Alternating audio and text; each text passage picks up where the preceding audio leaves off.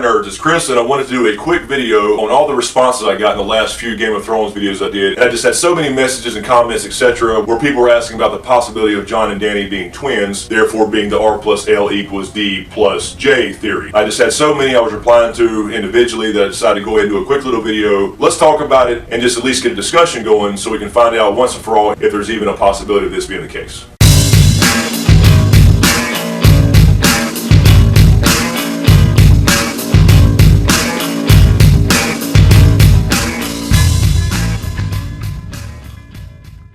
So a couple of things that fuel this theory is that, of course, we all believe that R plus L at least equals J as far as Jon being the child of Rhaegar and Lyanna. People do question Dany's true parentage because it's really not set in stone anywhere, although it's pretty well established, it seems, in the books that she was born on Dragonstone. But a few things do throw that into question. One of the things that fuels this theory is that Dany and Jon are mirrors of each other in this story, and that is true. They are kind of mirror characters, very parallel, and people deduct from that that may imply that they are twins. They represent the ice and fire side of A Song of Ice and Fire. The other thing is people bring up that support this type of theory, or at least think it's plausible, is that we don't really truly know Dany's age, or Jon's for that matter. Now, in the books, it's implicitly stated that Jon is 14 when A Game of Thrones starts, and it's implicitly stated that Dany is 13. But people point to the argument that they are unreliable narrators, at least in Dany's case, because everything she supposedly knows about her childhood was told to her by her brother Viserys. But that in itself really doesn't make sense to me. Even if she was Jon's twin and Viserys somehow knew about it, because you got to keep in mind, during this time Viserys was relatively young himself. So even if he knew that she's not really his sister and that she was the child of Rhaegar and had a better claim on the throne, so he decided to try to make her his sister so he would have the better claim, it wouldn't really make sense for him to lie about her age and say she's a year younger or older just to make that story fit, because she doesn't have to be a certain age, because she knows nothing about Jon Snow. Another common argument is that Dany really doesn't know her true parentage, and you know, it is kind of up in the air, but it is stated that she is the daughter of the Mad King Aerys and her mother Rhaella, and that Rhaella died during childbirth. But on the other side of that coin, there's really no evidence in the books to suggest that that's not the truth either. We know that in the sack of King's Landing, that the other children like Aegon was killed, and that Queen Rhaella and Viserys were smuggled out to Dragonstone, and then of course 9 months later she was born and got the name Daenerys Stormborn because of the big storm at the time, and then smuggled across the narrow sea. So that's the official kind of story, but there's nothing really to back that up, but there's also nothing to really shoot that down. You had to assume that there's a lot of people with them at Dragonstone during the birth. It was the queen. Yes, they're all conveniently dead now, so you really can't get that confirmation, which does bring up legitimate questions. There's nothing to suggest that that's not the truth, and this is kind of an Occam's razor type thing. You know, the simplest explanation usually is the explanation. I think a lot of times people dig too deep into Game of Thrones and Song of Ice and Fire, and as a matter of fact, there are some things that do kind of support that. For example, when she goes to the House of Undying, and I did videos on that as well in each of those visions, she has a vision where the Undying call her Child of Storm. Well, everything in that vision was either memories or possibly prophecy, so it all seems to have some sort of truth to it, so why would they call her Child of Storm if she was not born on Dragonstone during the worst storm in Westerosi history? The other thing about the age difference is that George R.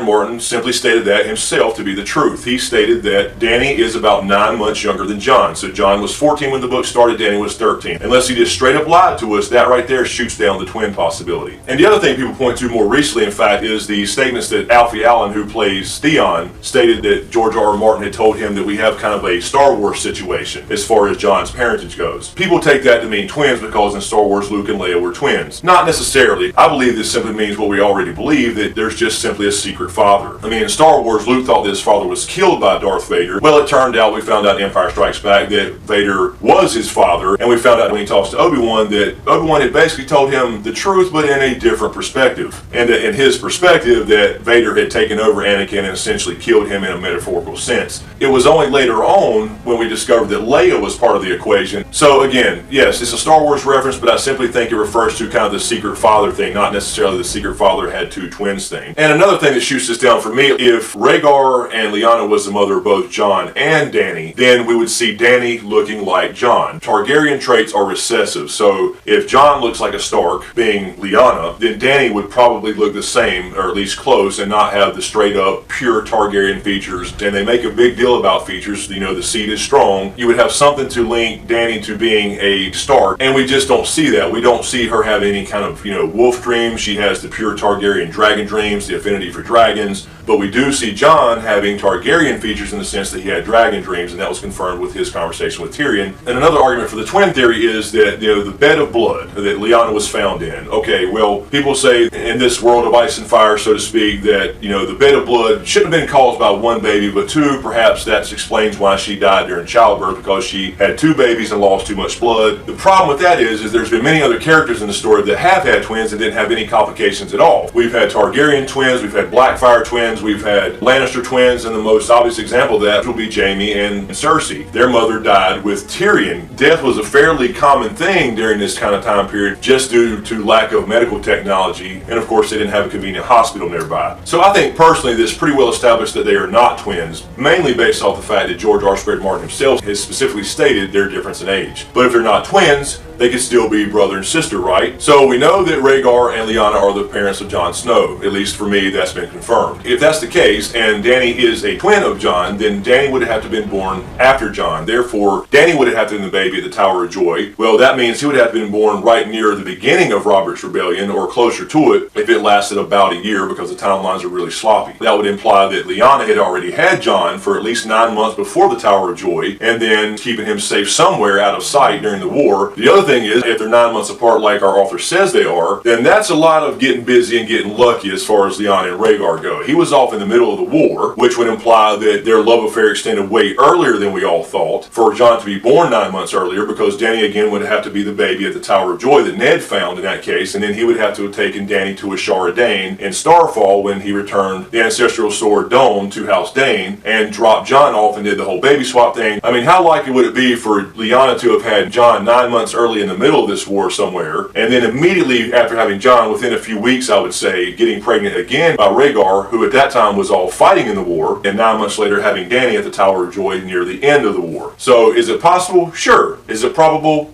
I doubt it. So real quickly, to believe that they are twins or they are brother and sister, you would have to believe that Ned came to the Tower of Joy, found two babies there, which caused the supposed bed of blood, and then decided to take Jon, the one that happened to look like a Stark, back to Winterfell with him and raised him as his bastard son to protect him from Robert, being the Targaryen hater that he was. And then he'd have to take Dany down to Starfall and leave her with Ashara Dane. Then you'd have to believe that somehow Ashara Dane took Dany somehow to Dragonstone and got rid of her, and then maybe survived her fake suicide to continue to look over her, but yet at the same time she doesn't stay with her. She just passes her off at Dragonstone and then goes over to Asshai and becomes a Shadowbinder named Quaithe perhaps, and there's some possibility to that. Then it opens up things like Rhaella, who died during childbirth. Where did she go? Did she actually die if she didn't have Dany, if she wasn't pregnant when she left King's Landing? Did she secretly become somebody else? Perhaps she's Quaithe. Maybe there is something to that, but you have so many different moving parts. I think it gets almost too complex, and I know George R. Martin's a complex writer, and he likes to throw around a lot of misdirection and that type of thing, but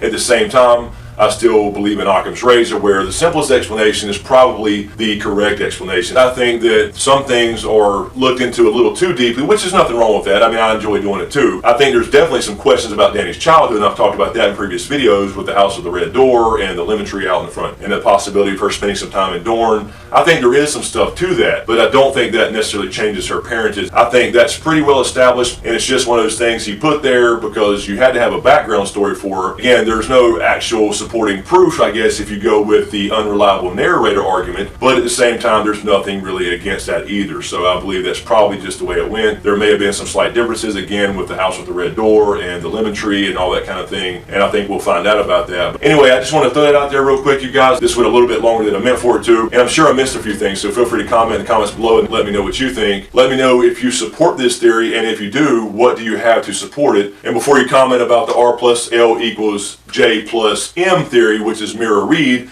I'll be talking about that in my next Q&A. In the meantime, you can click here for the last video I did, and it was a collaboration with Bar from BarTube, where we talked about the top 5 characters gone missing from a Game of Thrones or a Song of Ice and Fire. Check that out. And we also did another collaboration video on her channel, and I'll leave the link to that in the description as well, where we talked about the top 5 characters omitted from the show that are in the book. So that was a lot of fun. Check that out. Again, thanks a lot, you guys. I appreciate all the support. Don't forget to subscribe to get everything. Thanks for watching, and we'll see you next time.